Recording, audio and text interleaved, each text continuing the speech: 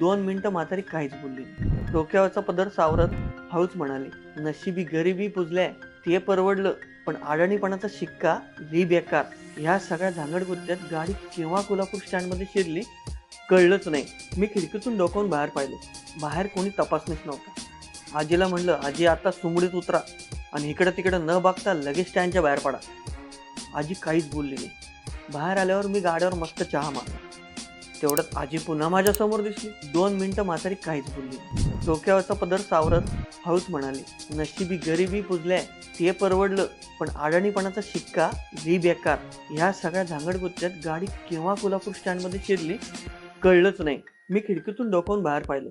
बाहेर कोणी तपासणीच नव्हता. आजीला म्हणलं, आजी आता सुमडीत उतरा आणि इकडं तिकडं न बघता लगेच स्टँडच्या बाहेर पडा. आजी काहीच बोलली नाही. बाहेर आल्यावर मी गाड्यावर मस्त चहा मारला. तेवढ्यात आजी पुन्हा माझ्या समोर दिसली.